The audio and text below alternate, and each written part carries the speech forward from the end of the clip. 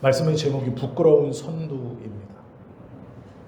사사기는 왕이 없던 시대에 사람들이 자신의 소견에 옳은 대로 행하던 시대 어떤 일이 벌어지는가에 대한 이야기입니다.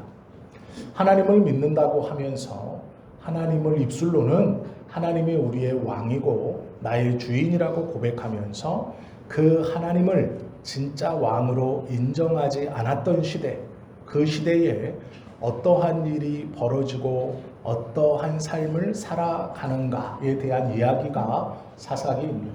특별히 말씀드린 것처럼 17장, 18장은 사사기의 첫 번째 결론인 레위 제사장의 타락을 통해 종교적 타락을 말씀해 주셨습니다.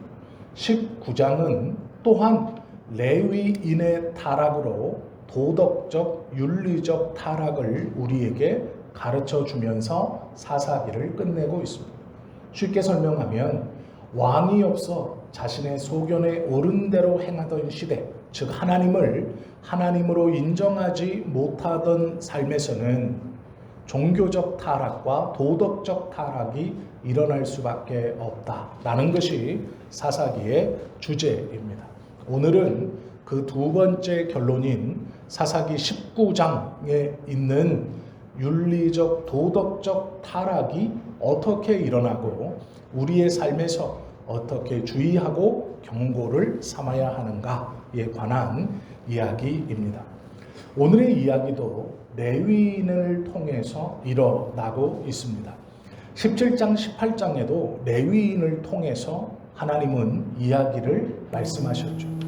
가장 거룩해야 하고 하나님의 뜻을 가장 잘 알고 있고 일반 사람들에게 하나님의 말씀을 가르치고 성전을 섬기던 레위인의 타락을 통해 이 시대가 얼마나 암울한 시대인가에 대해서 말씀하고 있죠.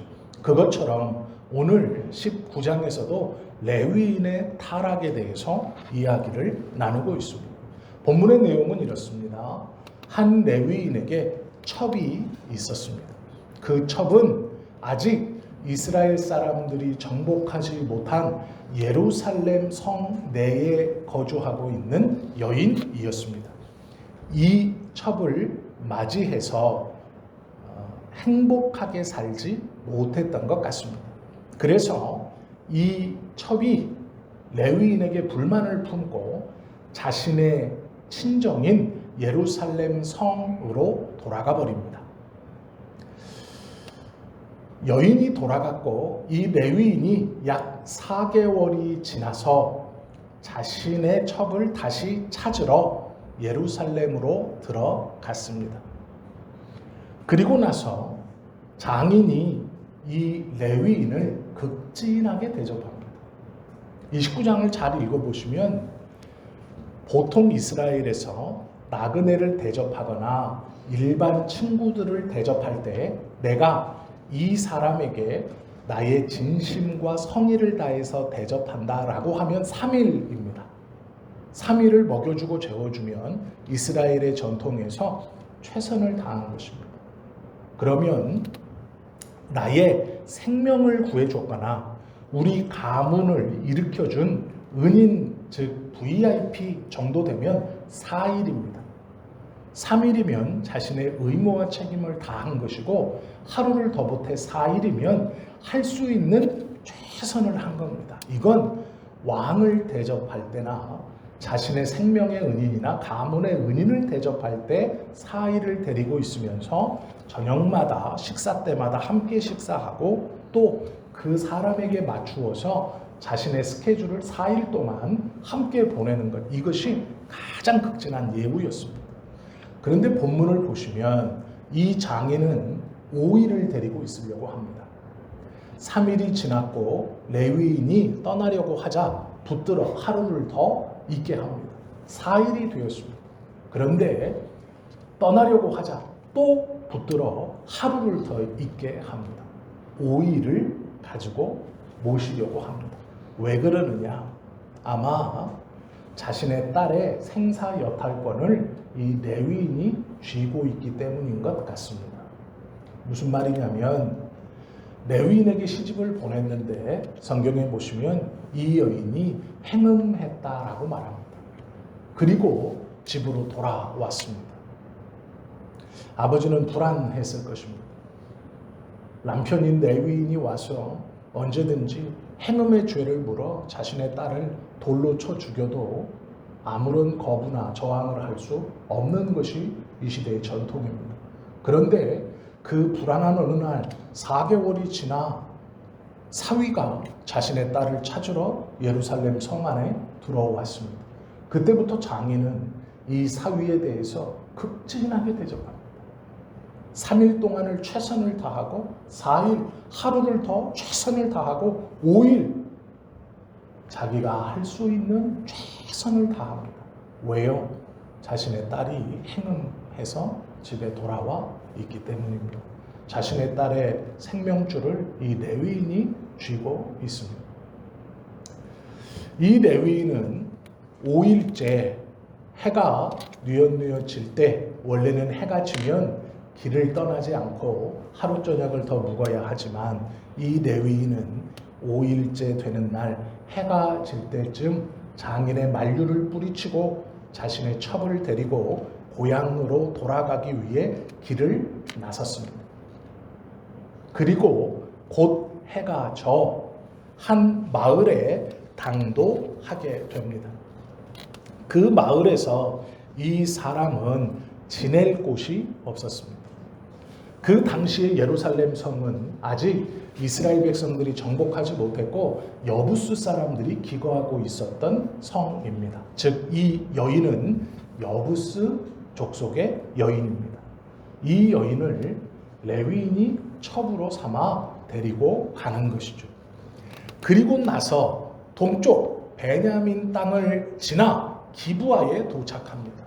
기브아에 도착하니 더 이상 길을 갈 수 없을 만큼 날이 어두워졌습니다. 아무도 이 레위인과 여인을 집으로 초청하지 않을 때 한 노인이 이 레위인을 자신의 집으로 초청합니다. 이 노인은 에브라임 산지 사람으로 그 땅에 거주하던 사람이었습니다. 땅에 들어가자 기브아의 일양배들이 이 노인의 집에 들이닥쳐서 말합니다. 지금 너희의 집 안에 방금 들어간 레위인을 내어놓으라. 우리가 상관하겠다라고 말합니다.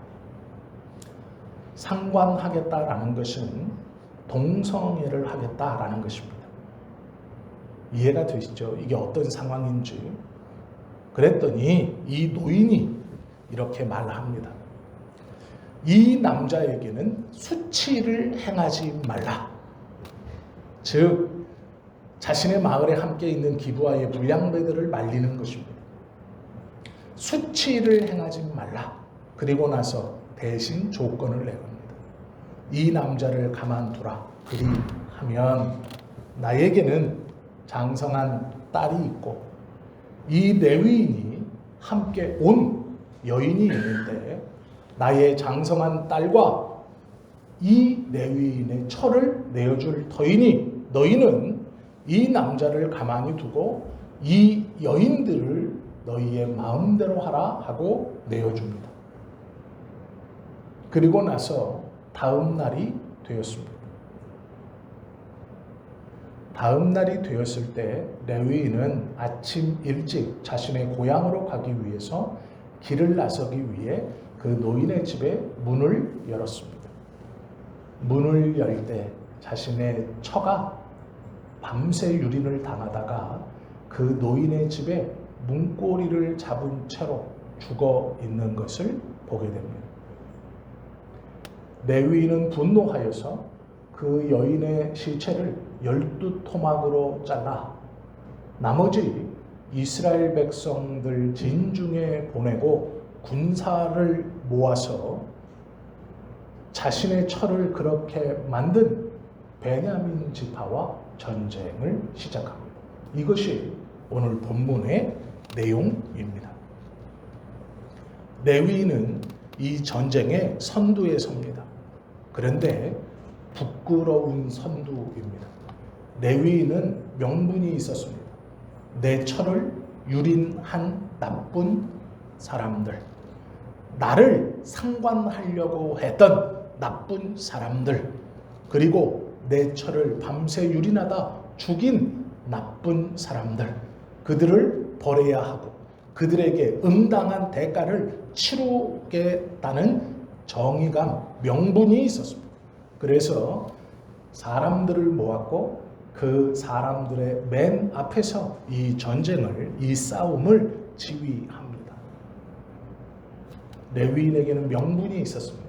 처가 죽었다, 유린당했다, 나를 상관하려고 하였던 사람들이다. 그러나 이것은 부끄러운 것입니다.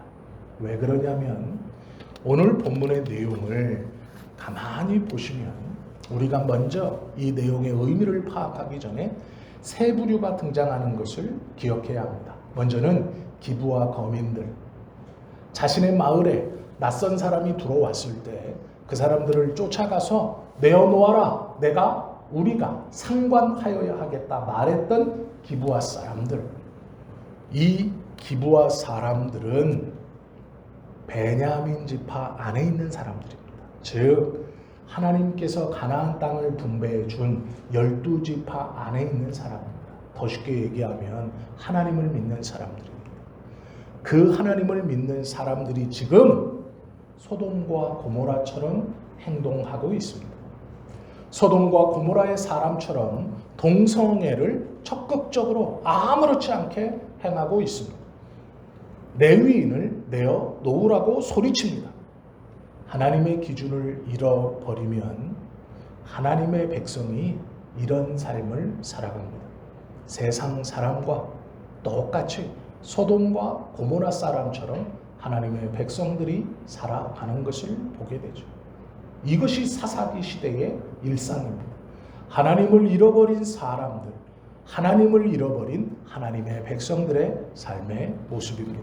두 번째는 늙은 노인입니다. 노인은 좋은 일 하지 않았는가? 그렇지 않습니다. 나그네는 잘 대접했죠. 레위인을 내어놓으라 했을 때 이 사람은 상관하지 말라, 수치를 두지 말라 잘했습니다. 그런데 문제는 딸을 내어주었다라는 것이죠. 동성애를 막았다. 그건 잘한 일입니다.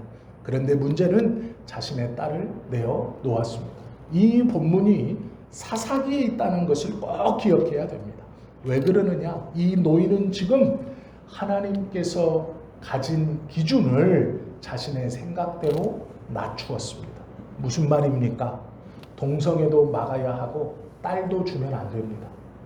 그런데 이 노인은 동성애는 막았을지 모르지만 자신의 딸을 내어주는 것을 꺼리낌 없이 생각했습니다. 하나님을 잃어버리자 하나님의 기준이 스스로 낮추어져 이 정도면 됐다라고 생각하는 겁니다. 나는 이것은 했으니 이건 어쩔 수 없다. 하나님의 기준은 악한 것도 막고 자신의 딸도 지키는 것이었을 것입니다. 분명합니다. 그러나 이 노인은 스스로 그 기준을 낮춥니다. 내가 할 수 있을 만한 기준으로 낮춥니다. 그래서 레위인은 지키고 딸을 내어줍니다. 하나님을 잃어버린 시대에 하나님의 백성들이 하나님의 땅에 거주하는 이 노인이 하나님의 뜻을 스스로 낮추어 자기의 생각대로 행동하는 것을 보게 되죠. 세 번째는 레위인입니다. 두말할 필요가 없습니다. 하나님의 백성이고 하나님의 말씀을 알죠. 그러나 이 레위인은 이방인보다 수준이 더 낮습니다. 정확히 말하면 이 이야기의 출발인 자신의 첩이 고향 예루살렘으로 돌아갔고 4개월 만에 이 첩을 찾으러 갔습니다. 왜 찾으러 갔는가? 아마 짐작한데 레위인이 아내가 도망쳤다는 여론을 의식해서 찾으러 간 것 같습니다. 왜요? 그게 아니었다면 4개월이나 걸릴 일이 아닙니다. 4개월 동안 아내를 사랑했고 아내의 행음이 분노였고 그것이 무엇이 문제가 금방 되었다면 바로 갔겠죠. 그러나 4개월을 기다렸다는 건 개의치 않았다는 겁니다. 무엇이 그를 움직였는가? 아마 여론인 것 같습니다. 레위인인데 나는 눈치인 것 같습니다. 예루살렘에 갔습니다. 장인이 극진히 대접합니다. 그런데 5일째 날 해가 졌음에도 무리해서 자신의 집으로 출발합니다. 왜요? 이건 분명합니다. 안식일을 지키려고 했기 때문입니다. 6일째 안식일을 자신의 처소에서 지켜야 했기 때문에 레위인으로서의 의무감 때문에 예루살렘에서 자신의 집까지 하루가 걸립니다. 그래서 5일째는 해가 졌음에도 불구하고 또 장인이 술을 마시게 해서 술에 취했음에도 불구하고 이 길을 떠납니다. 마음속에 무엇이 있어서요? 안식일을 지켜야지. 그리고 노인의 집에 묵고 다음날 새벽 일찍 출발하는 이유도 그날이 안식일이었기 때문입니다. 그날 해가 지기 전까지 자신의 집에 도착해야 했기 때문입니다. 레위인은 레위인인데 그의 마음속에 안식일이 중요하다는 생각은 있었습니다. 그런데 문제는 그것 외의 모든 삶이 엉망입니다.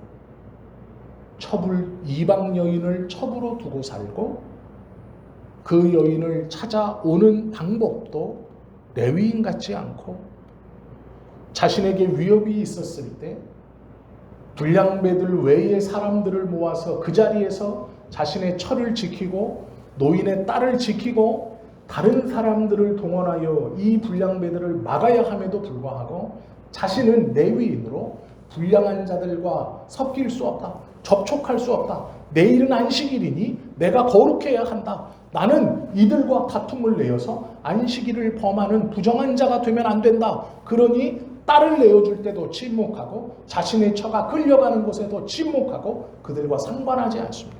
왜요? 이유는 하나입니다. 자신의 거룩을 유지하여 부정한 것을 가까이 하지 않고 부정한 말을 하지 않고 분노를 일으키지 않아 나의 성결과 거룩을 유지해서 내일 안식일을 잘 지켜야 하기 때문입니다. 나는 레위인이니까. 그래서 자신의 부인이 끌려갈 때도 아무런 내색하지 않고 집으로 들어가 잠을 자버립니다.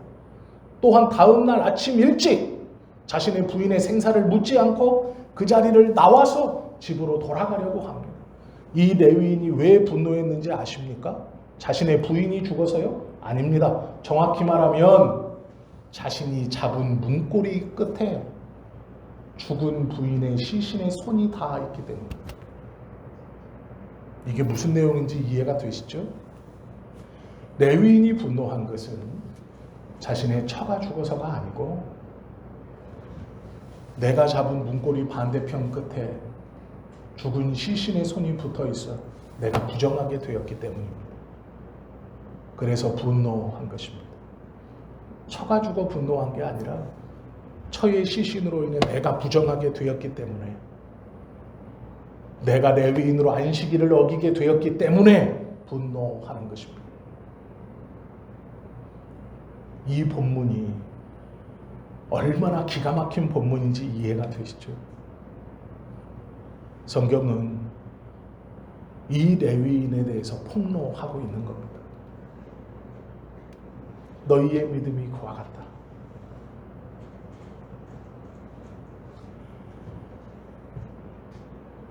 중요한 것은 우리가 잊지 말아야 할 것은 기브아 사람들, 늙은 노인, 이 레위인 이름이 하나도 기록되어 있지 않다는 겁니다. 부끄러운 겁니다. 기브아 사람도 부끄러운 거 당연하고요. 하나님을 잃어버려서 세상과 똑같이 사는 기브아 사람들 당연히 부끄럽죠. 하나는 지키고 하나는 내어주는 어쩌면 세상의 것은 막았고 자신의 뜻에 따라 하나님의 기준을 낮추고 그 기준에 따라 살겠다고 하나님의 기준은 여기 있는데 세상의 기준에 맞추어서 내가 할 수 있는 것으로 하나님의 기준을 낮추고 하나님을 지키고 하나님을 양보했던 이 늙은 노인의 이름도 없습니다. 잘못했다는 것입니다. 레위인은요 더 기가 막힙니다. 신앙적인 열심, 안식일을 지켜야 되고 그것을 붙들어야 된다는 열심에 나머지 것들을 다 마음대로 포기합니다. 이 사람이 분노했을 때는 오직 하나, 자신의 거룩함이 해쳐졌을 때입니다. 레위인으로서 나의 거룩함이 손상되었을 때입니다. 부인이 죽어 분노한 게 아니라 그 시신이 내가 가려고 잡았던 문고리 맞은편에 닿아 있었다는 것으로 그 시신이 나와 함께 같은 물건을 만져 내가 부정하게 되어 안식일을 지키지 못하게 되었다는 것으로 분노하는 것입니다. 다 잘못됐습니다. 다 옳지 않습니다. 다 하나님의 뜻이 아닙니다. 그렇기 때문에 셋 다 이름이 없습니다. 누구도 이름을 기록하지 않습니다. 성경을 잘 읽으셔야 합니다. 하나님의 말씀을 잘 읽으셔야 합니다. 잘 해석하셔야 합니다. 하나님이 없는 시대에 하나님의 백성이 하나님을 잃으면 세상 사람과 살고, 하나님을 잃어버려 하나님의 기준을 낮추면 엉망으로 살게 되어지는 것이고, 오로지 하나님만 붙든다고 세상의 것 자신이 어디에 무엇이 중요한가를 알지 못하면 이 레위인처럼 위선자가 됩니다.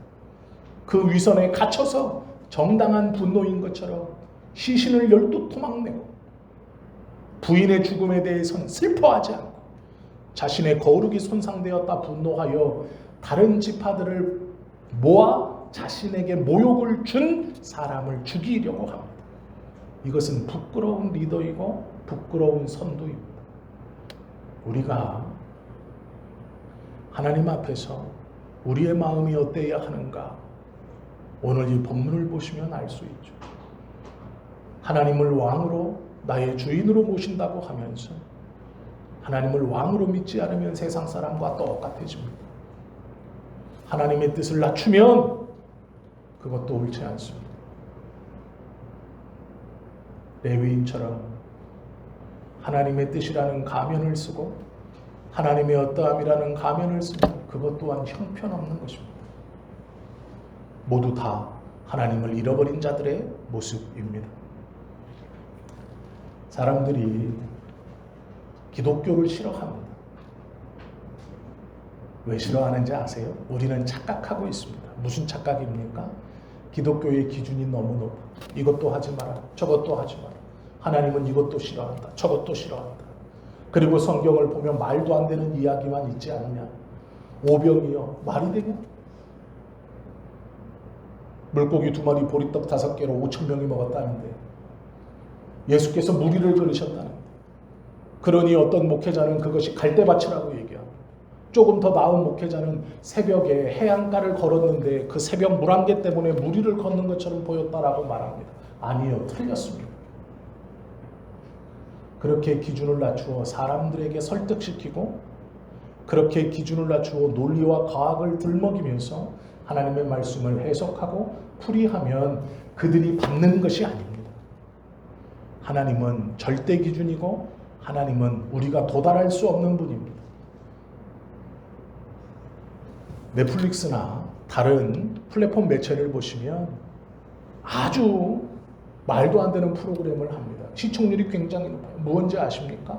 무당이 30-40명이 나와가지고 발바닥을 보고 이 사람 누가 노숙자의 발바닥입니까를 맞추는 프로그램이 있습니다. 어떤 사람의 사진을 주고 사망일자하고 생년월일을 써놓고 이 사람이 죽은 사람일까요? 살아있을까요? 어떻게 죽었을까요?를 맞추는 프로그램이 있어요. 그러면 할머니 귀신 들어온 무당, 박수, 점쟁이 나와가지고 자기들이 칠판에 써서 이렇게 죽었습니다. 죽은 날짜가 저게 아닌데? 이러고 있어요. 제가 그 프로그램을 보지 못했고 쫓으러 갔습니다. 시청률이 왜 나올까요? 사람들이 궁금하니까요. 착각하시면 안 돼요. 지금 시대는 종교를 싫어하지 않습니다. 기독교를 싫어해요. 기독교를 왜 싫어할까요? 허무맹랑한 얘기를 해서 예수님이 무리를 걸었다고 그래서 예수님이 오병이어를 행했다고 그래서 아니요. 그 반대입니다. 하나님이 같아졌기 때문이에요. 하나님이요. 귀신하고 같아졌어요. 귀신에게 치성 드리고 제사 지내고 굿하고 사람을 써서 부족 쓰면 나를 잘되게 해주는 게 귀신인데 우리가 어느새 하나님을 귀신과 똑같이 만들어놨어. 내가 기도 열심히 하고 예배 잘 드리면 내 새끼 공부 잘하고 건강하고 내 병 낫고 부자 되는 거, 그게 하나님이 돼버렸어. 그래서 사람들이 싫어하는 거예요. 왜요? 똑같아졌거든. 똑같아졌습니다. 귀신이나 하나님이나 똑같아졌어요. 무당이나 목사나 똑같아졌어요. 목사도 예배 잘 드리십시오. 하나님이 복 줘서 건강해질 겁니다. 거짓! 부자가 될 수도 있고 가난해질 수도 있어요. 건강해질 수도 있고 병이 들 수도 있어요. 그런데 무당과 목사가 점쟁이가 똑같아졌어요. 하나님이나 귀신이나 똑같아졌어요. 우리가 그렇게 만들었습니다. 그러니 세상 사람들이 기독교를 싫어합니다. 종교성이 없는 게 아니에요. 세상의 사람들은 자신의 마음을 채우기 위해서, 자신의 허함을 채우기 위해서 점쟁이에게 가고 무당에게 갑니다. 무엇인가 채워야 하지만 하나님으로 만족하지 못해요. 왜요? 똑같아요. 하나님이나 귀신이나 저 할머니 신이나 하나님이나 무당을 섬기는 저나 교회 다니는 나나 똑같아요. 내가 삶의 문제가 이게 풀리지 않는데, 야, 용한 점쟁이가 내가 한번 가볼까? 아무렇지 않게 가요. 아무렇지 않게 생년월일을 들이밀어요. 권사가, 집사가, 심지어는 목사가 가서 던지시 물어요. 교회에 좀 신기 비슷한 거 있는 것 같은 권사님 있으면 슬쩍 가서 묻습니다. 될 것 같아? 이게 말입니까? 착각하시면 안 됩니다. 우리가 하나님을 낮출 수 없어요. 하나님은 낮출 수 있는 분이 아닙니다. 과학적인 설명, 논리적인 설명 아니에요. 성경은 그렇게 가르치지 않아요. 예수님은 무리를 걸었다고 선언하세요. 죽은 자를 살렸다고 선언하세요. 오병이어를 행했다고 선언하세요. 그것이 세상의 사람이나 어떠한 것도 따라하지 못하는 하나님이에요. 하나님은 절대 기준이에요. 도달할 수 없어요.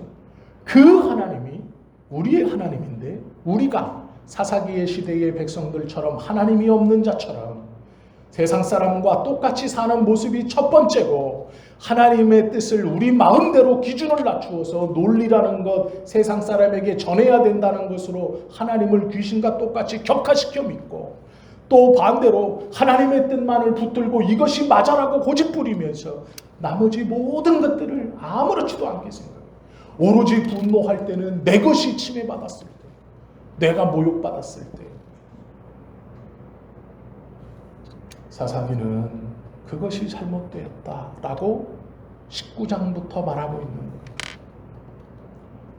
우리가 신앙생활을 하면서 이해가 되지? 납득이 되지? 받아들일 수 있겠어? 하나님은 그런 게 아니에요. 이해가 안 되지? 납득이 안 되지? 받아들일 수 없겠지? 그런데 놀라운 건 나는 믿어지고, 나는 받아들여지고, 나는 수용이 되고, 나는 이해가 되고. 왜요? 그분이 하나님이기 때문이에요. 내가 스스로 기준을 낮추어 하나님은 병도 고치고 돈도 벌게 해주고 잘 살게 해주고 부자 되게 해줘, 네가 믿으면 돼. 아니요. 그건 하나님이 아니에요. 내가 믿는 하나님일지는 모르지만, 내가 정한 하나님일지는 모르지만 하나님은 아닙니다. 잘못 믿고 계신 거예요. 하나님은 그런 분이 아니에요. 하나님은 내가 기준을 낮출 수 있는 분이 아니에요. 하나님은 내가 믿는 그런 분이 아니에요. 하나님을 안 믿고 있는 거예요. 하나님은 우리가 도달할 수 없어요. 우리가 다 알 수 없어요. 우리가 다 설명할 수 없어요. 우리가 다 이해할 수 없어요. 없기 때문에 하나님이, 우리가 도달할 수 없는 절대 기준이기 때문에 그 절대 기준이신 하나님을 세상 사람들이 원해요. 그런데 그 절대 기준을 우리가 논리라는 것으로, 상식이라는 것으로, 과학이라는 것으로 끌어내리고, 우리의 삶에서 내가 필요로 내가 전하는 것으로 끌어내리고, 하나님을 낮춰서 내 수준으로 만들어버렸어요. 그러니 예수님을 믿는 자들을 두려워하지도 존경하지도 좋아하지도 않아요. 아니 오히려 싫어하고 조롱해요. 왜요? 자기와 똑같거나 자기보다 못하죠. 귀신을 섬기는 것과 하나님을 섬기는 것이 똑같다고 당당히 얘기해요. 이단들이 얼마나 무서운지 아십니까? 예전에는요, 이만희를 하나님이라고 섬기는 신천지는 감히 교회에 말을 못했어요. 슬슬 피해 다녔어요. 그런데 지금은 어떤지 아세요? 일주일에 한 번씩 교회에 편지를 보내요. 와서 계시록 강의를 들어보세요. 와서 목사님 대화 좀 나눠봐요. 신천지 청년들 교회 들어와서요, 목사님 만나자고 면담해요. 왜요? 이만희를 하나님이라고 믿는 그것들이 하나님을 하나님으로 섬기는 우리들을 우습게 보니까 그래요. 우습게 보니까 찾아와요. 말해보자 그래요. 따져보자 그래요. 이건 통탄할 일입니다. 내가 하나님을 그렇게 만들어서 그래요. 내가 하나님을 논리적으로 설명하려고 깎아내리고 내가 하나님을 이웃들에게 이해시키려고 전도한다는 명목하에 하나님은 하나님이야가 아니라 하나님은 우리하고 똑같아. 하나님은 저 귀신하고 똑같아. 저 귀신은 10번에서 1번 들어주지만 우리 하나님은 퍼센테이지가 높아. 6번 들어주나. 이렇게 만들어 놔서 그래요. 그래서 세상의 사람들이 기독교와 성도들을 무시하는 겁니다. 논리성이 부족해서가 아니에요. 하나님을 깎아내려서 그렇습니다. 우리 기준으로 하나님을 격화시켜서 그래요. 사사기는 그 얘기를 하고 있어요. 우리가 정신 바짝 차리고 들어야 됩니다. 하나님의 말씀을 정신 바짝 차리고 들어요. 기부하 사람들은 당연히 나쁘죠. 세상 사람과 똑같으니 당연히 나쁘죠. 늙은 노인은 좋은 사람입니까? 동성애를 막았으니 좋은 사람입니까? 아니에요. 하나님의 수준을 낮춰버렸어요. 이것은 괜찮고 저것은 안 된다라고 했어요. 그러면 종교성, 자신의 거룩, 안식일을 지키는 것에 목숨 건 레위인은 좋은 사람입니까? 안 좋은 사람이에요. 그도 틀렸어요. 그도 잘못됐어요. 이름이 없다는 건 그런 겁니다. 나름대로 신앙인의 바탕에서 나름대로 종교 생활하고 나름대로 하나님을 믿는데 성경은 세 그룹 어떤 누구도 하나님 앞에 온전히 서지 못했다고 얘기하는 거예요. 이름이 없다는 건 그거예요. 우리가 평생 예배드리고 하나님 앞에 기도하고 하나님을 믿는다고 하면서도 마지막 우리 주님 오셨을 때 이름이 불리어지지 않는 것과 같은 거예요. 잘못 믿고 있어요. 안 됩니다. 이제라도 정신을 바짝 차려야 돼요. 레위인처럼 되지 않아야 돼요. 늙은 노인처럼 되지 않아야 돼요. 기부하 사람처럼 되지 않아야 한다라는 거예요. 우리 시대는 종교성은 풍부해져요. 어제 저녁을 먹으면서 집사님과 이야기하다가 귀신의 집? 아니 뭐라더라? 귀신의 집이 아니었는데 하여간 뭐 그게 지금 10년 만에 뭐가 됐대요. 그래서 다시 이슈가 된대요. 그랬더니 거기에는 뭐 동양 귀신 나오고 서양 귀신도 나온대요, 요즘에. 그만큼 친숙해졌어요. 피카츄 처음 나왔을 때 나이든 목사님들이 교회에서 뭐라고 가르친지 아십니까? 그거 하지 마라, 보지 마라, 귀신이다. 그렇게 가르쳤어요. 나이든 목사님들이 정말로 그렇게 가르쳤습니다. 피카츄 TV에서 막 반영할 때 저거 보지 마라, 저거 다 귀신이다, 친숙하게 다가오는 거다, 이렇게 가르쳤어요. 그런데 지금은요, 아니요. 너무 친근하죠. 종교성이 없는 게 아니고 많아졌어요. 종종 사용하시는 당근만 보시면 젊은 무당들 소개가 한 번씩 떠요. 자주 뜹니다. 그런데 놀라운 게 뭔지 아세요? 2천만 원만 주면 무당을 만들어주는 학원이 있어요. 그런데 이게 뭐라고 할 게 아니에요. 신대원 들어가서 졸업하는데 2천만 원 듭니다. 3년 6학기 월요일부터 금요일까지 9시부터 6시까지 한 학기에 3과목씩 3년을 공부하면 목사 안수를 받을 수 있는 자격을 줘요. 400만 원씩 대략 2천만 원 정도 들어요. 장학금 받고 어쩌고 하면 MBB하고 목사 자격을 얻는데 2천만 원 정도 들어요. 3년의 시간. 그런데 무당도요. 1년이지만 2천만 원 주면 무당 자격증을 가질 수 있는 학원이 있어요. 뭐가 잘못입니까? 세상의 사람들은요. 괜찮다고 생각해요. 너 2천만 원 내고 3년 공부해서 목사 되나? 이 사람들 2천만 원 내고 1년 공부해서 무당 되나? 똑같은 거 아니냐?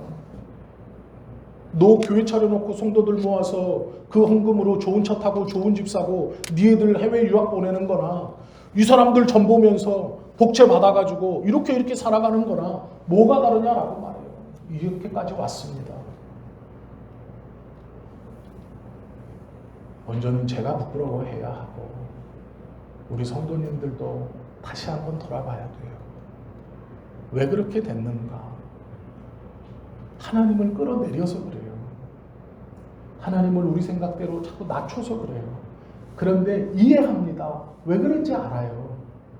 잘 전달해주기 위해서, 잘 설명해주기 위해서, 안 믿는 사람에게 하나님을 잘 설명하기 위해서, 잘 전달하기 위해서, 저들에게 안타까운 마음을 가지고 하나님에 대해서 신속하게 이해할 수 있을 정도로 잘 설명해주고 친밀하게 해주기 위해서 이 사람이 반박하면 그래 오병이어는 그래 없을 수 있어. 어린애가 도시락 내놨더니 감동 먹은 어른들이 숨겨둔 도시락을 나눠 먹어서 일어난 일이래. 그래 저 말이 맞아. 중요한 건 그게 아니잖아. 야 어떻게 예수님이 무리를 가냐. 그래 원래 그 원어를 보면 그게 갈대밭이라는 단어하고 어근이 똑같대. 갈대밭을 걸은 건데 후대 사람들이 무리라고 잘못 번역한 거야. 이게 언어학적으로 맞대. 그래 보니까 무리를 걸은 게 아니라 새벽에 물안개가 쫙 핀 그것에 그 바닷가를 걸었는데 제자들이 배에서 보기에는 물 같아가지고 물이라고 한 거래. 네 말이 맞아. 예수님 믿자. 이래서 그래요. 죽은 게 아니라 기절했던 거래. 그래 십자가에 달리기 전에 창에 꽂아가지고 우슬초를 주고 그 신거를 마시고 예수님이 기절했다가 일어나신 거지 죽은 게 아니래. 그래 네 말이 맞아. 그거는 나중에 다시 생각하고 우선은 교회부터 가자 했기 때문이에요. 저 집에 용한 점쟁이가 있는데 볼 것 없어. 내가 복채 3만 원 내줄게. 우선 한번 봐봐. 아우 한 번만 봐봐. 한 번만 보면 돼. 똑같아요. 네 말 다 맞아. 교회 한 번만 와봐. 어떻게 됐든 한 번만 와봐. 똑같아요. 이러니 왕이 없던 시대의 사람들이 자기네 소견에 옳은 대로 행하더라라는 사사기의 말씀이 우리의 말씀이에요. 그때의 하나님의 경고가 지금 우리에게 주시는 경고입니다. 명절 앞두고 있어요. 명절은 설이죠. 우리로 말하면 이제 구정이라 그래요. 그리고 한국인들의 생각 속에는 새로운 날이에요. 이제 2026년도가 진짜 시작됐다고 얘기하잖아요. 그러니까 이렇게 쉬어요. 긴 시간 동안. 이 육신의 쉼도 중요합니다. 그런데 이제 다시 한번 마음을 먹어야 돼요. 사사기 시대처럼 내가 살지 않겠다. 하나님 없는 세상 사람과 똑같이 살지 않겠다. 두 번째, 하나님의 기준을 내 마음대로 끌어내리지 않겠다. 어떤 핑계를 대서라도. 세 번째, 하나님의 이름을 앞세워 어리석은 신앙생활을 하시면 안 돼요. 이건 부끄러운 거예요. 이 레위인은 잘못된 전쟁에 부끄러운 선두로 섰어요. 이름이 없어요. 우리도 정신 똑바로 차려요. 2026년도를 새롭게 시작하면서 이 말씀을 깊이 묵상해 보세요. 내 신앙이 어떤가? 내가 어떻게 살아야 하는가? 하나님을 하나님으로 대접하는 거예요. 그분은 우리가 알 수 없고 다 평가할 수 없고 우리의 생각대로 설명되어지거나 이해되시는 분이 아니에요. 하나님은요, 높으신 기준으로 우리를 계속 폭로하세요. 너는 죄인이다. 너는 이것이 부족하다. 그게 싫어서 숨을 수 있어요. 하나님 앞에만 서면 뭔가 죄인이 된 것 같고 다 잘못했대. 언제 떳떳해? 그런데 그게 좋은 거예요. 그 하나님이 자꾸 폭로해야 우리는 우리의 연약함과 나의 나약함과 나의 죄악을 보게 돼요. 그리고 그 연약함과 나약함과 그 죄악 가운데 결국 하나님을 찾게 돼요. 그것이 거룩의 첫 번째예요. 하나님께서 높으신 기준으로 계속해서 우리를 폭로해야 너는 수준이 안 된다라고 말씀하셔야 그 안에서 죄책감에 시달리는 게 아니라 그 안에서 주님을 찾게 돼요. 맞습니다, 하나님. 나는 죄인입니다. 나는 부족합니다. 그러기에 예수님을 찾게 되는 거예요. 오히려 절대 기준이신 하나님의 폭로가 우리에게는 은혜입니다. 하나님의 말씀 앞에 느끼는 그 죄책감이 우리에게 은혜예요. 우리의 자존심을 상하는 게 아니라 그리스도를 찾게 하는 은혜입니다. 오해하시면 안 돼요. 말씀을 마칩니다. 기브아 사람이나 늙은 노인이나 레위인이나 잘못했다고 생각 안 해요. 그러니까 전쟁하는 거예요. 그러니까 시체 12토막 돼서 뿌리는 거예요. 나 정의로운데 얘들이 잘못했는데 내 편 들어줘라. 내가 얼마나 분노했는지 아느냐? 내 편 되어줘서 싸워줘라. 기브아 사람들은요, 사람들이 몰려와도요, 우리가 잘못했다라고 말하잖아요. 뭐가 잘못인데 하고 서로 대어들어요. 서로 싸웁니다. 왜요? 자신들의 기준에서 누구도 잘못하지 않았어요. 자기가 옳거든요. 자기가 맞거든요. 그래서 결국 싸워요. 둘 다 잘못했어요. 누구도 잘못하지 않았대. 왜요? 기준이 없어요. 하나님이 없어요. 절대 기준이 없으니 내 생각에 옳은 대로 나는 옳은 거예요. 제가 잘못했어요. 내 생각에 옳은 대로 나는 옳아요. 제가 잘못했어요. 하나님이 없으니 자신들이 다 잘못하지 않았어요. 이것이 비극이에요. 우리가 무조건 모든 것에서 잘못했다고 말씀드리는 게 아니에요. 성령께서 우리에게 지혜를 주셔서 오늘 우리가 나눈 이 사사기 19장의 말씀을 잘 소화하고 이해해서 하나님이 원하는 건강한 신앙, 온전한 신앙, 그 신앙을 회복하고 앞에서 크게 앞서는 자가 아니라 조금 뒤에 있더라도 거룩한 자가 되는 저와 여러분 되시기를 예수님의 이름으로 축원합니다. 기도드립니다.